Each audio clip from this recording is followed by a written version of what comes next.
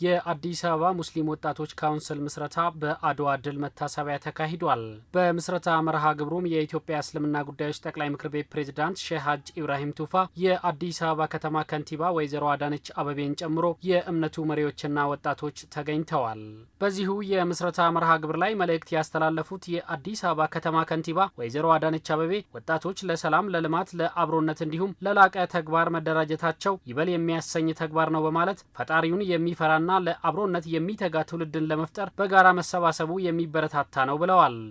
በየትኛውም እምነት ውስጥ ቢሆን ፈሪሃ ፈጣሪ ያለው ትውልድ ለመልካም፣ ለበጎነት፣ ለአብሮነት እጅግ በጣም ይተጋል ብለን እናምናለን።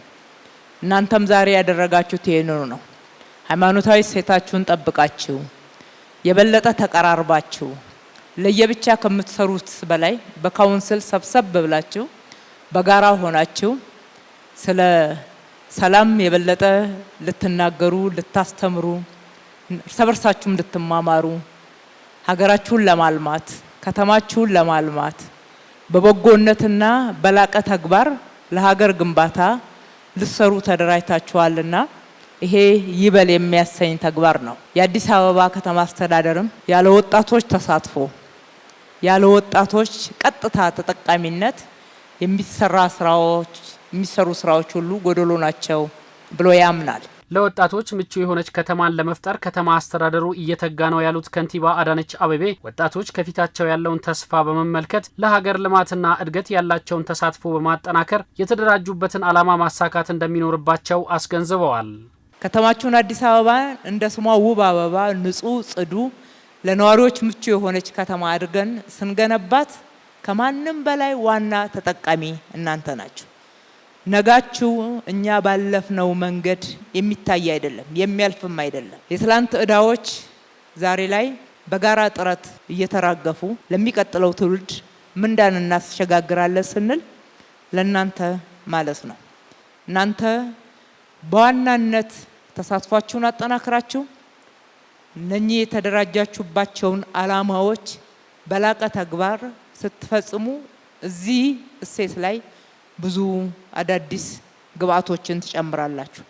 ነጋችሁን የተሻለ ብሩህ ታደርጋላችሁ ማለት ነው። ለሀገር ግንባታ የማይሆኑ ጉዳዮች ሲፈጸሙ የእናንተ የነገ እድል ነው የሚበላሸው። ስለዚህ ትክክል አይደለም ለማለት ለመነጋገር፣ ትክክል ያልሆኑ ተግባራት ደግሞ እንዲቀሩ ለማድረግ ሁልጊዜም ንቁና ብቁ ተሳታፊዎች መሆን አለባችሁ። የኢትዮጵያ እስልምና ጉዳዮች ጠቅላይ ምክር ቤት ፕሬዝዳንት ሼህ ሀጂ ኢብራሂም ቱፋ የለውጡ መንግስት ለሃይማኖት ተቋማት ምቹ ሁኔታን በመፍጠር የማይተካ ድርሻውን እየተወጣ ይገኛል በማለት ምስጋና ያቀረቡ ሲሆን ወጣቶች በሀገር ግንባታና ሀገርን በመጠበቅ ሚናቸውን ሊወጡ ይገባልን ብለዋል።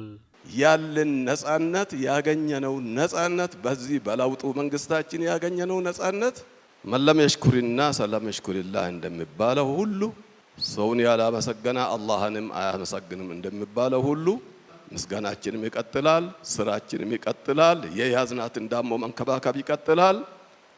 ኢንሻአላሁ ተዓላ ሀገራችን መገንባት አለብን። ሀገራችን ወጣቶቻችን ሀገራችን መጠበቅ ግዴታ አለባቸው። ህዝበ ሙስሊሙ የነቃ ተሳትፎ በማድረግ ከወጣት ካውንስሉ ጎን መሆን እንደሚያስፈልግ የተገለጸ ሲሆን የካውንስሉ አመራሮች በታማኝነትና በቅንነት ህዝቡን ማገልገል እንዳለባቸው ተመላክቷል። የአዲስ አበባ ሙስሊም ማህበረሰብ ከመቼውም ጊዜ በላይ የእናንተን ጉልበት፣ የእናንተን እውቀትና የእናንተን ንቁ ተሳትፎ ይፈልጋል። አላህን በመፍራት ይህንን ወርቃማ እድል በቅንነት በኢኽላስ ለዲናችሁና ለአገራችሁ አውሉት። ከአዲስ አበባ ሙስሊም ወጣቶች ካውንስል ብዙ ይጠበቃል። የሰላም ድልድይ በመሆን በትምህርት ትጉ፣ በእውቀት በማህበራዊ ስራ እንዲሁም ብዝሃነትን ባከበረ መንገድ የትብብርና የአብሮነት እሴት ማዕከል በመሆን ለከተማችን ብሎም ለአገራችን የሚተርፍ ስራ በመስራት ኃላፊነታቸውን እንድትወጡ በዚሁ አጋጣሚ ጥሬን አቀርባለሁ።